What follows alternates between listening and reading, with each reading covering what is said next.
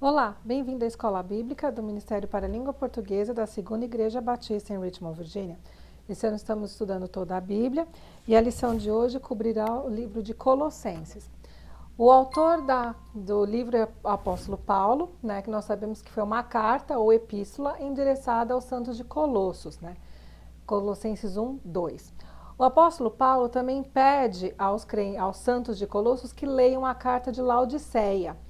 A carta de Laodiceia, alguns estudiosos dizem que foi a carta aos Efésios, e a maioria diz que essa carta foi perdida, né? Então seria uma terceira carta, né, que foi endereçada a Laodiceia e que foi perdida.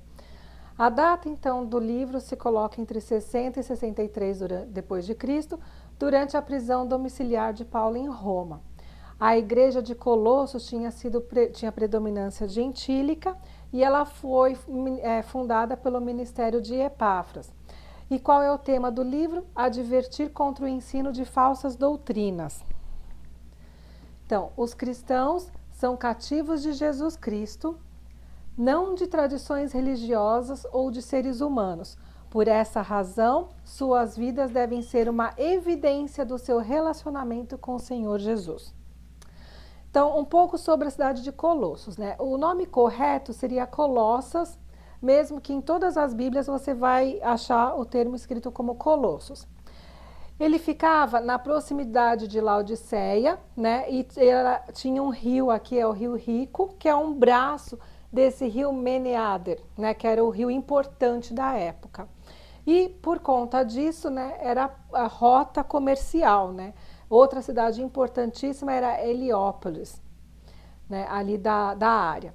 E então, aqui está uma das ruínas, né? Porque essa cidade não existe mais. Colossenses, então, ela foi estruturada, né? O apóstolo estruturou como uma forma de carta, né? Uma forma formal, tem a saudação, o corpo da carta, e o apóstolo assina, e ele diz que ele está assinando de próprio punho, e antes da assinatura ele ele dá a bênção e faz menção de várias pessoas, né? Então ele tem uma estrutura formal de carta. O propósito da carta, então, era advertir contra o ensino de doutrinas errôneas.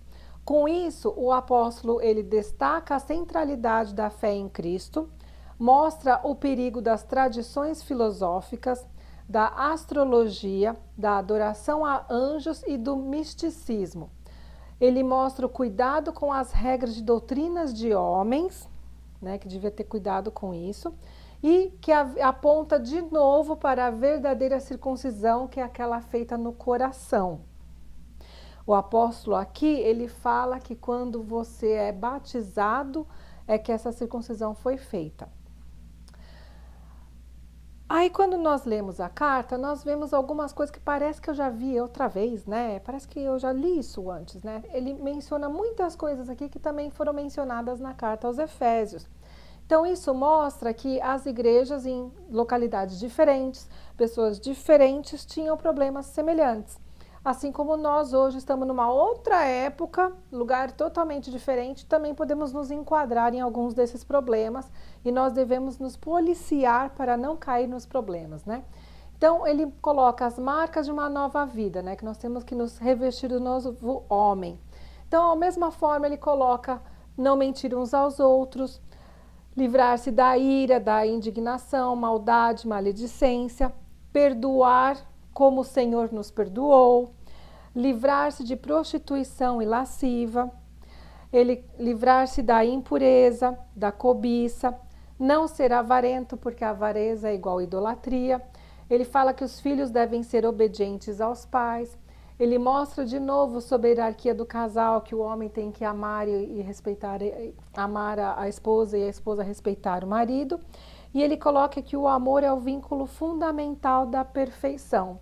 Então, aqui mais uma vez o apóstolo está destrinchando elementos que nós encontramos nos 10 mandamentos e elementos que Jesus sumarizou com amar a Deus sobre todas as coisas e ao próximo como a si mesmo. Aí o apóstolo, ele ressalva a importância da oração. Ele fala que nós devemos orar e vigiar com ação de graça. E ele pede, inclusive, para que nós oremos por ele. nós, vírgula, né, os crentes da época. Então, isso nos ensina que nós devemos não só vigiar e orar pelas nossas causas, mas pelas causas dos outros santos, né, dos nossos líderes, dos missionários e de outras pessoas que estão vivendo na nossa época. Ele coloca uma coisa muito importante sobre o falar. O seu falar seja sempre agradável e temperado com sal, para que saibam como responder um ao outro.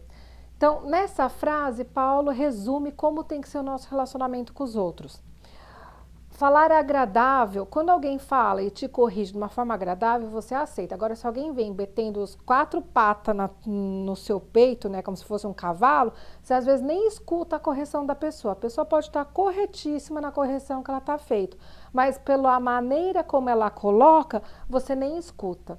Então, por isso que o seu falar tem que ser agradável e temperado com sal. Por que o sal? A gente lembra, o sal tem várias propriedades, né? Eu vou ressaltar algumas. Dá sabor à comida, preserva alimento, ela pode ajudar a tirar a infecção da pele, e naquela época ela era moeda.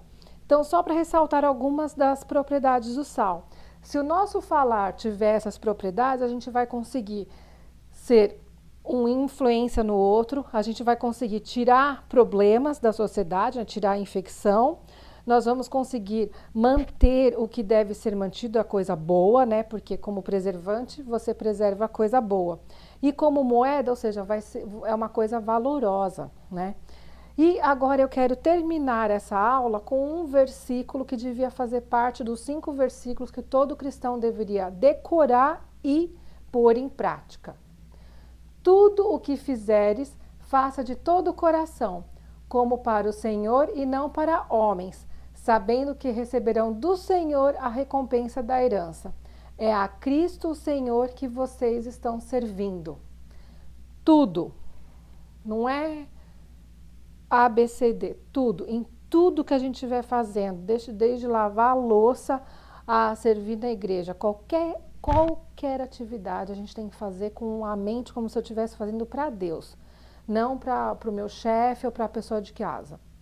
Ok? E essa é uma das lições difíceis de colocar em prática, mas, como eu disse, faz parte dos versículos mais importantes de decorar e pôr em prática.